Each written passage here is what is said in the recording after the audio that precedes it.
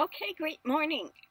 It's 6:30 in the morning. It is now January 31st. Okay.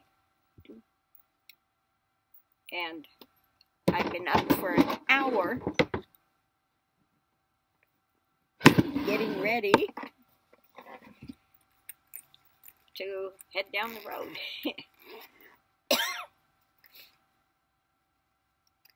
This cold's got to go. I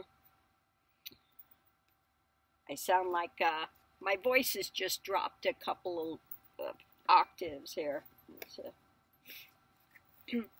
Anyway, I had some questions that were being asked, so let me get to those while I'm shuffling the cards here. Okay. Elaine, you ask a lot of questions. All I can say, girl. Why do I prefer a Chevy camper to a Ford? Well, they didn't make this in a Ford, and I just don't like Fords, okay? They made this in a Chevy, or the other one was a Dodge.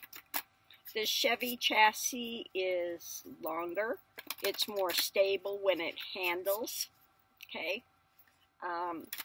It's got the double doors in the back that if I get somewhere and I like the weather, I can open the double doors in the back and have that all open. I do have a screen with that, so if I open it up and I don't want bugs in the van, I can put the screen up. So that's why I picked this. And also, the Road Trek has a ton of storage for the size that it is. So that's why. Why do I prefer this rather than when I pull with a vehicle? Because I'm on the road more than I am stopped. Okay. And a trailer's okay if you're going to be stopping and you want to drop it and you stay somewhere for a long time.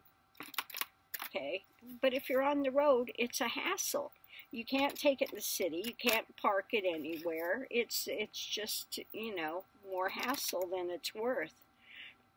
And then I'd have to buy another vehicle. I'd have to buy a truck or something to pull it. So not only would I have to buy a trailer, I would have to buy a truck as well. So, yeah, no, I like this. This one's 20 foot. You can fit it into a regular parking space. I mean, you got to get that thing right up to the start of the parking space so you don't hang out, but it will fit in a regular parking space. So I can go anywhere with it in the city, and I don't have to worry about it. Okay. What else was it? Can you explain the difference of Hindu religion, spirituality, Buddhist religious spirituality? Are there different sects in each modality? Yes, there are different sects as in anything. Just like Christianity. You got tons of different sects. Same thing, Buddhism or Hinduism. Okay. My teaching Hinduism that the gods the gods are more representative of different energies, different layers of consciousness, okay, not something, a separate entity to be worshipped, okay, it's not like that, okay. Buddhism says it's a path of discovery, as well as a path I teach, a path of discovery. You find out if God is or God is not, it's God is and God is not in the same breath. How can that be? Because for God to exist, there has to be something other than God. And when you get to the end, you see God is, within everything. So therefore it's not a separation. So anyway, that gets a little technical, but it's what you find out at the end of the path, okay? Is Sikhism from India too? Yes, Sikhism is from India. Are these considered religions or a modality? Well, Sikhism, they're born into it. Okay, Sikh families, they all have the last name Singh. Okay. That's worse than Smith or Jones that we have here. But everybody that's a Sikh has the last name Singh. And it's something they're born into, so it's a lifestyle. And a lot of times in India they say, you know, Hinduism as well is not a religion, it's a lifestyle. Well, for a lot of people it is a lifestyle, you know, but they've confused things like caste system and stuff like that with the religion, okay? So these things need to be separated out. Do I think Jesus went to India and studied? You know, I don't get into that. You know, what's important was the message he was giving. What's left of it, okay? So the rest of it, I don't get into that. Who cares, okay? Oh, my God. So I'm going to leave that here and now get to the reading of the morning, okay? So apparently this is something that needs to be discussed again, because what do I have up here? Coyote! The joy of the coyote. So anyway, trust in divine detours. Okay? Trust in divine detours. You know, sometimes we're going and sometimes the detour or a left-handed blessing can be the best one that there is. So watch for the divine detours. Again, rediscovery. You can always go back to a place you've already been and rediscover something, or rediscover something new in your own life, your own journey, if you look deep enough. Last but not least, we have today the crow. The crow is very inventive. Very, very smart animals, the crow. So always be open and inventive. Look for new ways to do things. Again, being open to rediscovery. Find out a new way to do something or a new approach to something. And see sometimes the divine detours as a blessing.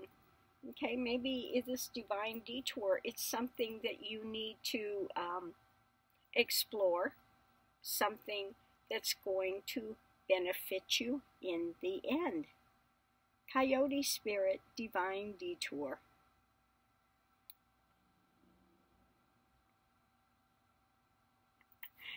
She's a little mischievous looking. What is this coyote?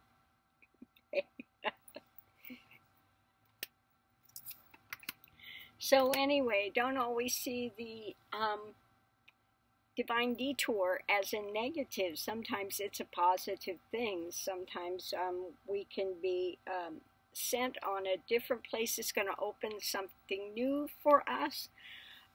It could be that you are put on hold for something, and then you find out later, oh my God, this was really a blessing. If I had been, you know, a few hours earlier, there was a huge accident or there was something, you know, sometimes this divine detour is really a blessing in disguise.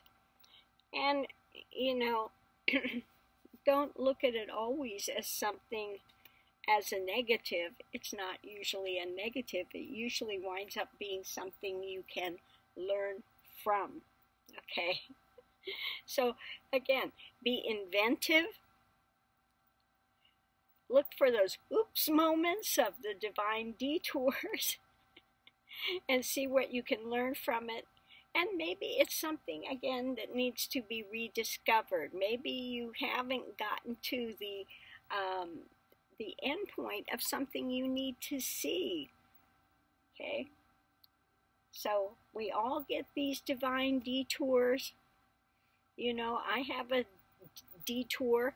I have to go to Tucson, to the Campers World, to get this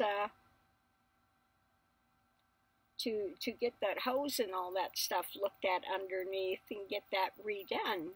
Okay. Well, I was planning on just going to quartzite and hanging there. Well, apparently not, you know. I might, you know, go for a short time, but I really want to get this taken care of. And who knows how long I'll be down in Tucson, because there are a lot of RVs in Tucson, so I may have to stay there for a number of days to get it repaired. Who knows? Anyway, so another divine detour. Here I go. You know, be like the crow, make the best of it, be inventive with it, you know, rediscover something, you know. I can see what else I can get into down there. What kind of trouble can I get into in Tucson? Anyway. So we'll see what happens. But thanks for tuning in, and I'll see you on the road. If there's something you want to see read on, please let me know. And I'll see you online. Great morning. Aho.